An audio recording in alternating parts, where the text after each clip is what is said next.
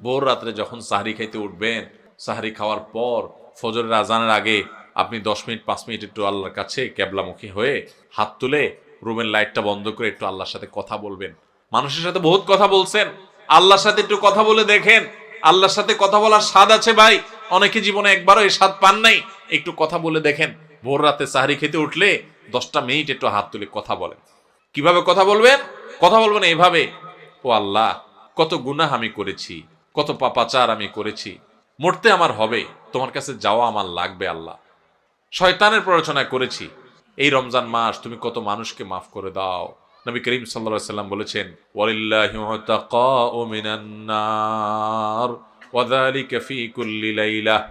রমজানের প্রত্যেক রাতে আল্লাহ তাআলা অনেক মানুষকে সাধারণ ক্ষমা ঘোষণা করে দেন, যে যাও অমুক অমুক অমুক অমুক, যাও তোমাদেরকে মাফ করে দেওয়া হলো, জাহান্নাম থেকে মুক্ত ঘোষণা করে দেওয়া হলো। আল্লাহ কত মানুষকে আপনি সাধারণ ক্ষমা করে দিবেন। আল্লাহ আপনার সাধারণ ক্ষমা পাওয়ার জন্য কোনো যোগ্যতার দরকার হয় না, আপনি চাইলে যাকে তাকে মাফ করে দিতে পারেন। দুনিয়ার প্রেসিডেন্ট প্রধানমন্ত্রী চাইলে একটা দেশের যাকে তাকে যা খুশি তা দিয়ে দিতে পারে।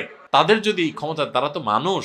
আল্লাহ আপনি তো মহান সৃষ্টিকর্তা, আপনি তো চাইলে আমার সব অপরাধগুলো মাফ করে আমাকে ফেরেশতা বানায় ফেলতে পারেন, পারেন না আল্লাহ? তো আল্লাহ আপনি আমাকে মাফ করে দেন। একটু আল্লাহর সাথে কথা বলবেন, একটু দোয়া করবেন, একটু চোখের পানি ফেলবেন, একটু সেজদায় যে আল্লাহর সাথে কথা বলবেন, একা একা কথা বলবেন। এই সুযোগ গত বছর রমজানে অনেকে পাইছে, এই বছর তারা মাটির নিচে চলে গেছে।